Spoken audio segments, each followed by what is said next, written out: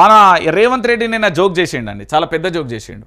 ఏంది అంటే ప్రధానికి సంబంధించి ఆదాని బాయి నన్ను పోలీసులు అడ్డుకున్నారు, రాజ్భవన్కు వెళ్ళనివ్వలేదన్న సీఎం రేవంత్ రెడ్డి.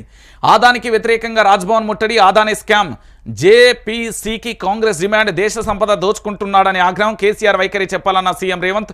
భారీగా ట్రాఫిక్ జామ్, వాహనదారులు ఇక్కట్లు అంటూ కూడా చెప్పం.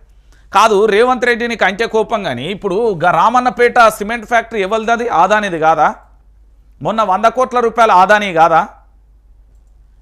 నువ్వు అన్ని ముచ్చట్లు, నువ్వు ఆదాని మీరు దోస్తు, మీ పొంగులేటి ఆదాని డిస్కషన్ జరగలే. ఈడీ కేసుకు సంబంధించి పొంగులేటి మీద జరిగిన దాన్ని ఆపిందెవరా? దాంతో పాటు ఇతర దేశాల పర్యటన పోయినప్పుడు నువ్వు ఆదానితో ఏం భేటీ అయినావు? డిప్యూటీ ఉప ముఖ్యమంత్రిగా ఉన్న బట్టి విక్రమార్కకు సంబంధించి ఏం డిస్కషన్ జరిగింది అంటే ఇవన్నీ తెలంగాణ ప్రాంత బిడ్డలందరికీ కూడా తెలవాల్సిన పరిస్థితి ఏర్పడుతుంది. ఏం లేదు, ఇదంతా నేను చెప్పిన కదా, రాజకీయ నాయకులు అంటే గంతే. మీరు గాన్నే ఫిక్స్ గారు, ఇంకా వేరే ఏం ఫిక్స్ కాకుర్రి, నేను చెప్తున్నా కదా.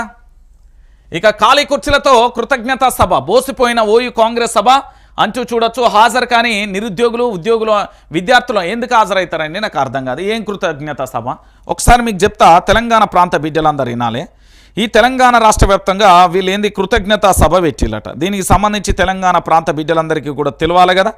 ఎందుకు అంటే కేసీఆర్కు సంబంధించి స్టాఫ్ నర్స్ ఉద్యోగాలు 6,956, 30/12/2022, పరీక్ష 2/8/2023, నియామక పత్రం 31/1/2024, పూర్తి స్థాయిలో కూడా 50,127 ఉద్యోగాలు ఇచ్చిండు కేసీఆర్. కేవలం ఎప్పుడు మొత్తం దీంట్లో ఇస్తే బీఆర్ఎస్ సాయంలో, కాంగ్రెస్ సాయంలో 12,527 ఉద్యోగాలు మాత్రమే వచ్చినాయి. ఇది మీ అందరికీ తెలుసు. ఖాళీ కుర్చీలతో ఓయిలు ఉంచి ఎవరొచ్చి కూకుంటారో ఏం అవసరం. ఏం చేసిండు ఆయన? మొత్తం అన్ని ఫిలప్ చేసిండా? ఏం చేసిండని తెలంగాణ ప్రాంత బిడ్డలారా? ఇక్కడ రేవంత్ రెడ్డికి సంబంధించి తెలంగాణ ప్రాంతాన్ని వ్యాప్తంగా కూడా ఏం చేసిండు? వాళ్ళు ఇచ్చిన ఉద్యోగాలేంది, వీళ్ళు ఇచ్చిన ఉద్యోగాలేంది, ఇక్కడ జరిగిన ఏంది, వాస్తవాలేంది, అవాస్తవాలేంది తెలంగాణ ప్రాంత బిడ్డలో తెలియదు. నిన్న మొత్తం ఓయూలో జరిగిందంతా అట్టర్ ఫ్లాప్ అయింది. బీఆర్ఎస్వీ నేతలను మొత్తం ఎక్కడికక్కడ అరెస్ట్ చేసిన దాఖలాలు కూడా మనం చూస్తాం. సో ఫైనల్గా జరుగుతున్న పరిస్థితి ఏంటంటే యావత్తు తెలంగాణ సమాజం కూడా ఆలోచించాలి.